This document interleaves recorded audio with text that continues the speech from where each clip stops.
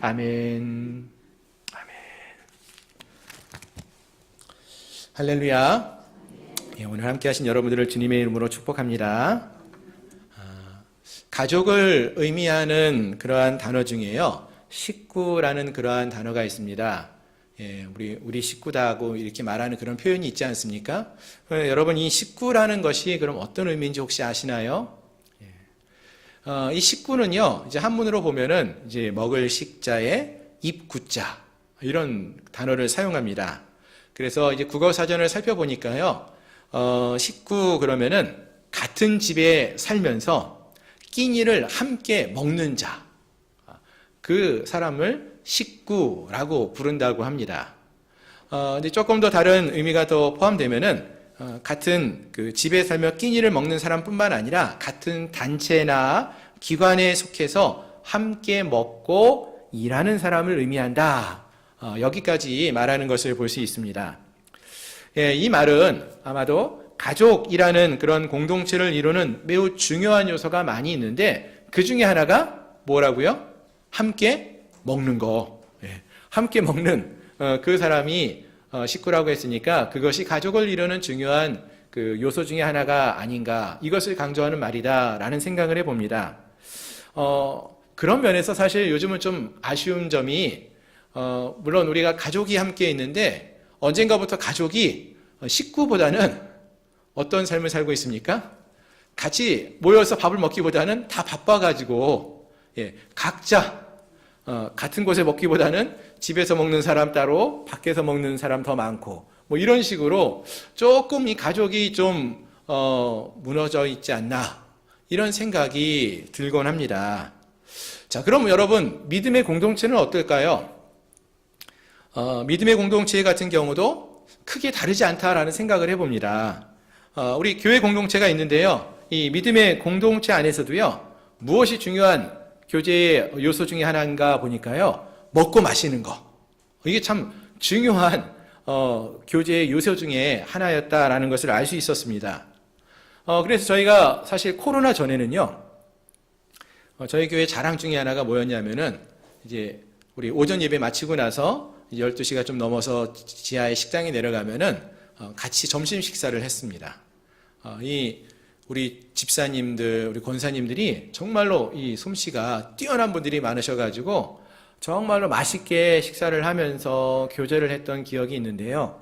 아쉽게도 지금은 코로나로 인해서 이런 교제의 시간을 함께하고 있지는 못해서 참 아쉬운데, 뭐 오늘은 좀 아쉽겠지만 그래도 함께 김밥을 먹으면서 좀 그런 교제의 시간을 나누면 어떨까, 이런 생각도 해보고요. 어쨌든 교회 공동체 역시, 신앙 공동체 역시 이런 먹는 것, 마시는 것이 공동체를 세우는 데는 중요한 요소 중에 하나였구나 라는 것을 생각해 볼 수 있었습니다. 하지만 그렇다고 이 육체의 배를 채우기 위해서 먹고 마시는 것만이 전부라고 말할 수 있는, 특히 교회 공동체는 단지 우리 육신의 배를 먹고 마시는 거로 채우기 위해서 모이는, 교제하는 공동체다, 이렇게 말하기는 좀 어려운 점도 많이 있지요. 무엇인가 그것을 좀 더 뛰어넘는 만남과 교제가 우리에게 필요하다라는 것입니다. 즉, 만남과 교제에 있어서 어떤 육체적인, 세상적인 그런 먹는 것으로 배를 채우는 그런 것만이 아닌 무엇인가 그것을 뛰어넘는 의미가, 또 교제가 있다라는 것이죠. 자, 그래서 오늘 이 시간에 오늘 누가복음의 말씀을 함께 살펴보면서 과연 그리스도인들이, 우리 신앙인 공동체가 먹고 마시는 것이 참 중요한데 어떤 것을 먹고 마심으로써 또 어떤 일을 우리가 이 일을 통해서 배우고 또 참된 교제를 나눌 수 있는지, 오늘 본문 누가복음 22장의 말씀을 함께 살펴보면서 또 함께 은혜를 나누는 그런 시간을 갖고자 합니다. 자, 그럼 본문을 한번 같이 보시면 좋겠는데요. 오늘 본문은 우리가 흔히 이제 말하는 그 마지막 만찬의 이야기, 즉 예수님께서 십자가에 달려 죽으시기 직전에 제자들과 마지막으로 함께한 식사의 시간으로 그렇게 알려져 있는 말씀입니다. 그래서 오늘 본문의 말씀을 마지막 만찬의 이야기, 그래서 최후의 만찬이라고 이렇게 말을 하기도 하고요. 뭐 레오나르도 다빈치 같은 경우도 최후의 만찬 같은 그런 그림을 그려가지고 우리가 잘 알고 있는 그런 성경의 이야기이기도 합니다. 또 이 본문의 말씀이 나중에 우리 기독교 안에서요 성찬 예식을 거행하게 되는 그 첫 번째 모습, 그 이유로 또 설명되어지기 때문에 이 본문의 말씀을 성만찬이라고 이렇게 말하기도 합니다. 자, 그런데 오늘 본문에 나오는 이 만찬의 모습은 일반적으로 우리가 먹는 식사 또는 그 당시에 이스라엘 백성들이 매일 먹었던 일반적인 식사의 모습하고는 조금 다른 그러한 의미가 있는 만찬이었다라는 것입니다. 어떤 의미가 좀 특별했는가 보니까요. 이 본문의 말씀에 나오는 이 만찬은 유월절 만찬, 즉 유월절 식사였다라는 특징이 있었다는 것입니다. 누가복음 22장 1절을 보시면은 유월절이라 하는 무교절이 다가오매라는 말씀으로 시작을 합니다. 그리고 8절에서도 보시면은 예수님께서 베드로와 요한을 보내시면서 이르시되 가서 우리를 위하여 유월절을 준비하여 우리로 먹게 하라 하시는 그러한 내용들을 볼 수 있죠. 또 이런 모습을 통해서 알 수 있는 것이 이제 14절 이하에 나오는 예수님과 제자들이 먹는 이 만찬은 바로 유대인들에게 있어서 너무나 중요한 절기였던 유월절 절기에 먹는 그 식사를 배경으로 하고 있다는 것을 알 수 있다는 것입니다. 그래서 그 가운데 보면은 뭐 유월절 이야기가 나오고 유월절 먹는 음식에 관한 이야기도 나오고 있죠. 자, 그러면은 우리가 유월절 절기가 어떤 절기인지를 좀 먼저 아셔야지 좋을 텐데요. 여러분, 유월절은요 구약 시대에 그 절기가 시작되었던 유대인의 절기입니다. 특별히 이스라엘 백성들이 출애굽 때 그 애굽에서 노예로 생활하다가 하나님이 그들을 불쌍히 여기시고 또 약속에 따라서 구원해 내신 애굽의 노예 상태로 있었던 이스라엘 백성들을 모세를 보내셔서 구원해 내신 그 사건, 그것을 기념하면서 그래서 하나님 나라의 백성으로 이끌어내신 그 사건을 기념하면서 지키는 절기였다라는 것입니다. 즉 이들은 애굽에서 은혜로 구원을 받아서 하나님의 자녀로 세움을 받게 되어집니다. 특히 유월절 절기에는요 어떻게 그 절기를 지켰는가 보면은 이제 가족별로 모여가지고 일단은 양을 잡아가지고요 어린 양을 잡아서 그 피는 문 설주와 지방에 바르고요. 그리고 그 양은요 불에 구워서 그 즉시 거기서 먹었다고 했어요. 남겨두지 않고. 그리고 또 무엇을 먹었는가 보니까 누룩 없는 빵을 먹었다고 했습니다. 여러분 누룩 없는 빵 혹시 먹어보셨나요? 예. 저는 이스라엘에 있을 때 누룩 없는 햄버거를 먹어봤어요. 근데 그 빵이 정말로 푸석푸석하고 좀 맛이 없어요. 지금 우리가 시중에서 먹는 빵은 참 부드럽고 맛이 있는데 그 빵이 진짜 맛이 없어요.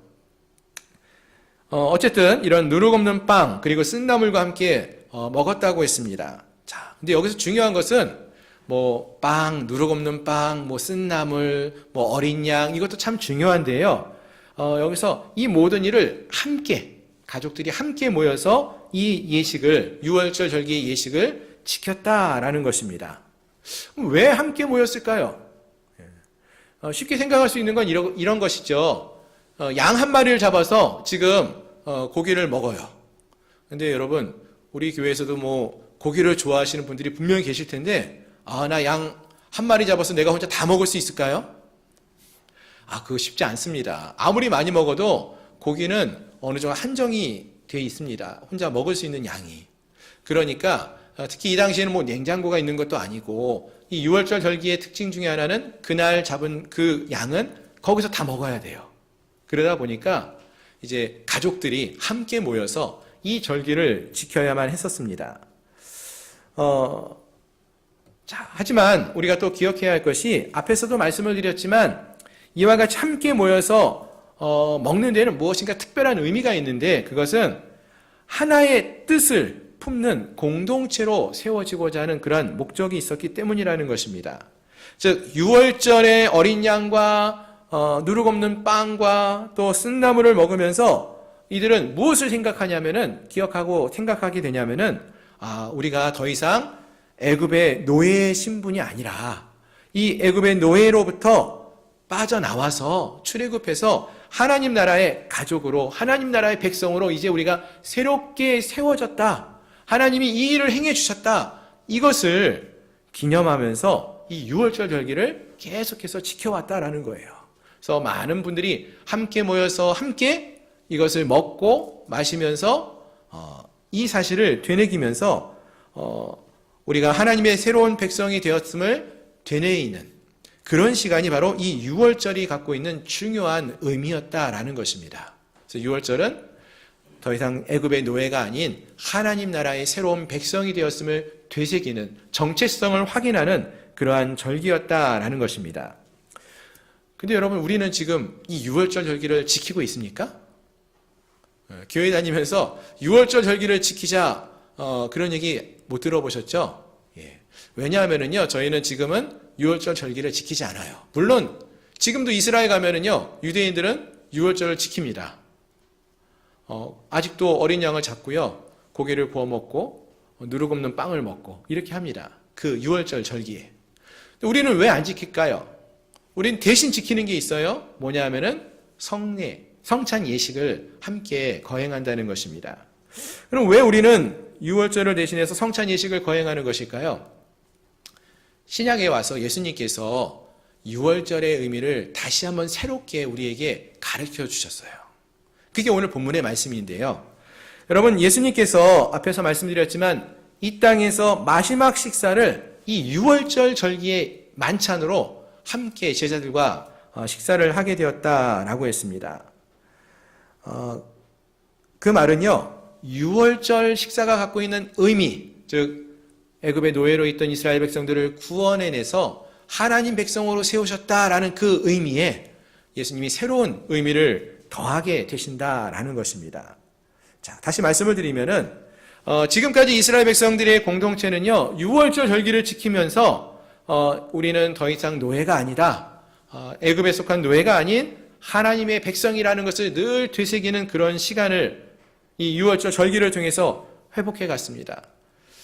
그렇다면은 이제 신약에서 우리는 예수님께서 가르쳐 주신 이 성찬 예식을 거행함으로써 무엇을 배워가야 하느냐? 즉, 우리가 혈통적인 이스라엘 백성들을 넘어서서 새로운 믿음의 공동체로, 하나님의 자녀로, 하나님의 백성으로 주님이 세워가신다라는 것을 이 성찬의 예식을 거행하면서 우리가 생각할 수 있어야 한다라는 것입니다. 그래서요, 본문 15절을 보시면은요, 예수님께서 내가 고난받기 전에 너희와 함께 이 유월절 먹기를 원하고 원했다, 이렇게 말씀하고 계셔요. 무슨 말이에요? 예수님이 지금 유월절의 음식을 먹기를 탐해가지고 배가 고프니까 빨리 이 유월절 음식을 먹었으면 좋겠다, 이걸 말하는 것일까요? 아니에요. 아까도 말씀을 잠깐 드렸지만 이 유월절 음식이 정말 맛있는 음식은 아니에요. 누룩도 없잖아요, 빵에. 쓴나물하고 함께 먹잖아요. 바쁘게 먹어요. 그런 음식은 아닙니다. 그럼 예수님은 왜 이렇게 말씀하시는 걸까요? 지금 예수님께서 여기서 원하시는 거는요, 예수께서 제자들과 함께 이 절기를 지킴으로써 이제 온전히 새로운 믿음의 공동체로 이 제자들이 서가는 모습을 보기를 원하고 원하신다라는 그러한 말씀을 의미한다는 것입니다. 그래서 제자들과 함께 이 만찬을 마지막으로 함께 하기를 원했다라고 말씀하시는 것입니다. 왜냐하면 이제 곧 예수님은 이 밤이 지나고 나면은 십자가에 달려 죽으실 텐데 더 이상 제자들과 함께 하지 못할 텐데 그 전에 이 제자들이 하나님의 백성으로 온전히 세워져 가는 그러한 모습을 보기를 원하시고 바라신다라는 것입니다. 마찬가지로 그 주님께서는 오늘 우리를 향해서도요, 동일한 마음을 품고 계십니다. 즉, 우리가 그냥 예배당만 왔다 갔다 하는 그러한 자들이 아니라 진짜 신앙인으로, 즉 하나님의 참된 백성으로 우리가 세워지기를 우리 주님은 원하신다는 거예요. 원하시고 원하시는 주님의 그 품은 뜻이 바로 그것이라는 거예요. 그리고 그것을 알려주기 위해서 우리에게 무엇을 허락하셨다고요? 이 성찬 예식을 통해서 이것을 알려주기 원하시고 또 우리를 이렇게 세워가기 원하신다라는 것입니다. 따라서 오늘 우리가 이 성찬 예식을 곧 거행할 텐데요. 이 성찬 예식은 그냥 우리가 단지 음식을, 빵과 포도주를 먹고 마시는 그런 시간이 아니라 마치 구약시대의 이스라엘 백성들이 유월절 절기를 지키면서 우리를 애굽에서 구원하신 분이 예수님, 하나님이시지. 그 하나님의 백성이 우리가 되었다. 우리는 더 이상 노예가 아닌 하나님의 자녀들이다. 라는 것을 생각하고 깨달아간 것처럼 우리도 이 예식을 거행하면서 우리가 세상에 속한 자들이 아닌 하나님의 백성으로 거듭났다라는 것을 기억하고 마음에 되새길 수 있는 그러한 예식이 될 수 있어야 한다라는 것입니다. 그래서 이 예식이 중요한 것이고요. 그리고 우리가 그리스도인이라면은 반드시 지키고 동참해야 할, 따라야 할 그러한 예식이 된다라는 것입니다. 그래서 오늘 함께한 우리 모두가 이러한 주님의 마음을 기억하시면서 이 성찬 예식에 함께 동참하고요. 또 참된 하나님의 백성으로 세워져가는 그러한 하나님의 은혜를 맛볼 수 있는 시간이 되기를 소망합니다. 자, 그러면은 좀 더 구체적으로 이 성만찬이 어떻게 이루어지고 있는지 한번 살펴보면 좋겠는데요. 여러분, 말씀을 우리가 함께 읽어보셔서 아시겠지만 성만찬은, 성찬 예식은 무엇과 무엇을 먹고 마시는 것으로 이루어져 있습니까? 떡과 포도주를 먹고 마시는 걸로 이루어져 있어요. 한번 생각해 볼까요? 떡을 먹고 포도주를 마셔요. 그러면 그게 어디로 들어가요? 우리 몸으로 들어가죠? 그래서 몸으로 들어가서 다 소화기관에서 흡수되어지고 몸과 하나가 되어져요. 우리의 몸과. 무엇이? 우리가 마신 포도주와 떡이. 자, 근데 여러분, 이 성경을 읽어보시면 우리가 먹고 마시는 이 떡과 포도주가 무엇을 의미한다라고 했습니까? 떡은 예수님께서 이 떡은 내 몸이요 라고 하셨고요. 잔은 예수의 피로 세우는 새 언약이다. 예수님의 피다. 몸과 그 살과 피, 즉 예수님의 생명이라고 말씀하셔요. 그렇다면 우리가 이 성찬 예식을 거행함으로써 누가 우리 안에 들어오는 것이 되는 거죠? 예수님이 우리 안에 들어오는 거예요. 예수님이 우리 안에 들어오고요. 우리가 그 예수님과 하나가 되어지는 시간이 이 성찬 예식의 시간이라는 것입니다. 참 놀라운 것은요, 여러분, 우리가 예수님을 믿으면서 하나님에 대해서 또 많은 것을 배울 수 있는데 성경을 읽고 또 기도하면서 하나님에 대해서, 성경에 대해서, 주님에 대해서 알아갈 수 있어요. 근데 많은 경우는 읽고 듣고 그런 식으로 배울 때가 많은데 이 성찬 예식은 그걸 뛰어넘는 은혜가 있어요. 뭐냐면은 우리가 직접 그 주님을 우리의 몸에 받아들이는 체험을 통해서, 경험을 통해서 우리가 주님이 어떤 분이신지를 자꾸 생각하고 배울 수 있는 기회가 된다라는 것입니다. 예수님과 하나 되어서 새로운 하나님의 자녀로 살게 되었음을 기억하고 기념하는 것이 바로 이 성찬의 예식의 의미라는 것입니다. 그래서 우리가 이 성찬에 참여하는 것은요, 기쁨으로 우리가 함께 할 수 있어야 하는 이유입니다. 감사함으로 이 예식에 동참할 수 있어야 한다는 것입니다. 오늘 이 예식을 우리가 함께 동참할 수 있다는 것, 나 같은 사람을 위해서 가장 귀하신 예수님께서 생명을 내어주시는 은혜를 베풀어서 우리가 이 자리에 설 수 있다는 것, 그것을 기억하면은 예수님이 나를 위해 죽으셨다는 그 사실로, 그리고 그것으로 인하여 우리가 다시 생명을 얻게 살게 된 것이기에 감사할 수 있고 또 기뻐할 수 있게 되는 것입니다. 그래서 오늘 본문에서도 예수님이 17절, 19절을 보시면은 떡을 떼기 전, 또 잔을 나누기 전에 감사의 기도를 꼭 드리고 계시는 그런 모습을 볼 수 있어요. 그래서 우리가 성찬 예식에 참여하기 전에 주님, 나 같은 자를 살려주시고 이런 은혜를 경험하게 하시니 감사합니다. 이런 마음으로 우리가 고백하며 성찬 예식에 참여할 수 있어야 되겠고요. 또 너무나 당연한 듯이 그냥 우리가 해마다 뭐 봄, 가을로 또는 뭐 어떤 교회에서는 좀 더 자주, 사실은 이 성찬 예식은 원래는 매주 하는 게 제일 좋은데 여건상 자주 못해서 저희는 자주는 못했지만 그렇게 자주 이렇게 성찬 예식을 하다 보니까 어떤 행사처럼 그냥 당연한 것으로 여기면서 그냥 하나의 행사로 지나가는 시간이 될 때가 많았는데요. 매번 행하는 행사처럼 당연한 듯이 행하는 그런 시간이 되지 말고 예식을 통하여서 나를 살리신 예수님을 우리가 기억하고 그 주님께 감사를 고백하며 예식에 함께 동참할 수 있기를 바랍니다. 그리고 이제 우리가 주님과 하나가 되어서 하나의 가족을 이루고 또 한 공동체가 되었음을 기억하면서 벅찬 가슴으로 하나님께 감사함으로 예식에 함께 동참할 수 있기를 바랍니다. 한 가지만 더 생각해 보면은요, 앞에서 잠깐 말씀을 드렸었는데 예수님께서는 제자들에게 떡을 떼어 주시면서 이르시기를 이것은 너희를 위하여 주는 내 몸이라 너희가 이를 행하여 나를 기념하라 이렇게 말씀하셨어요. 행하여 기념하라. 또 잔도 그와 같이 하라 이렇게 말씀하셨고요. 또 너희끼리 나누라, 잔을 나누라 이런 말씀도 하셔요. 자, 일단은 여기서 기념하라 라는 말씀을 하시는데요. 이 말은 우리가 이거 한 번만 행하고 그 다음엔 그치는 것이 아니라 계속 이것을 반복해서 행할 수 있어야 하는 것이다 라는 것, 실행하라는 것을 말해주는 것이고요.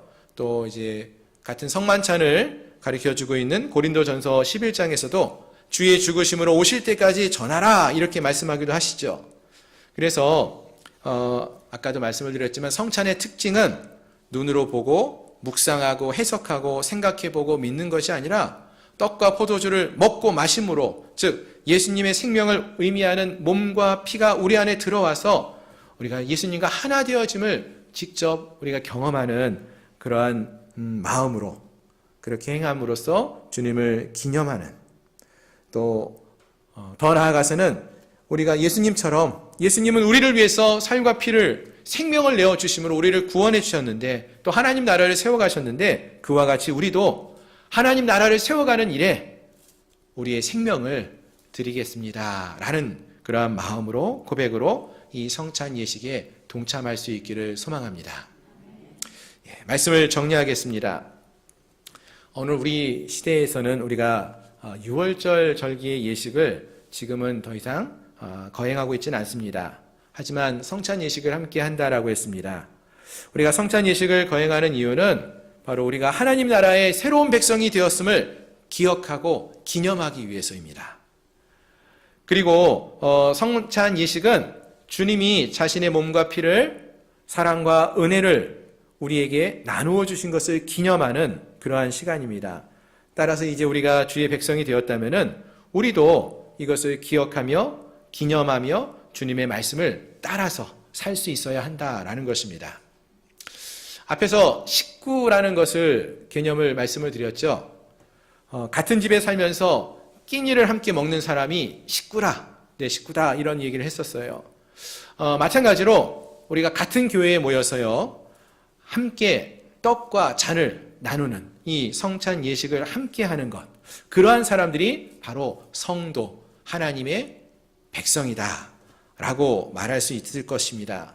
실제의 삶 속에서 이 말은 우리가 예수 그리스도를 따라서 주님과 하나 되어서 닮아가는 자들, 주님처럼 주님의 뜻을 따라서 말씀에 따라서 행하며 살아가는 그러한 자들이 되기를 소망하며 나가는 그런 시간, 그런 것을 위한 예식이기 때문에 우리가 함께 모여 이 성찬 예식을 거행하는 것은 우리 신앙인들에게 있어서는 참 중요한 그런 예식이라는 것을 꼭 기억할 수 있기를 바랍니다.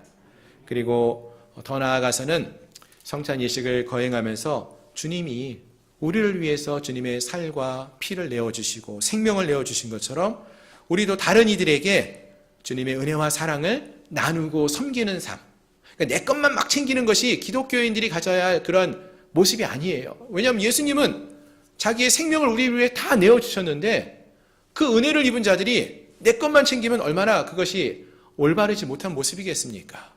그래서 우리도 주님께 받은 것 그대로 우리의 살과 피를 내어주는 그러한 마음으로 서로 사랑하고 섬겨주고 내어주고 섬기는 그러한 은혜의 삶을 살아가는 그런 모습이 있기를 소망합니다. 그것이야말로 주님의 참된 백성들의 모습이고 그리스도인들의 모습이고 우리 주님이 우리에게 보기 원하시는 그러한 믿음의 삶의 모습이라 생각을 합니다.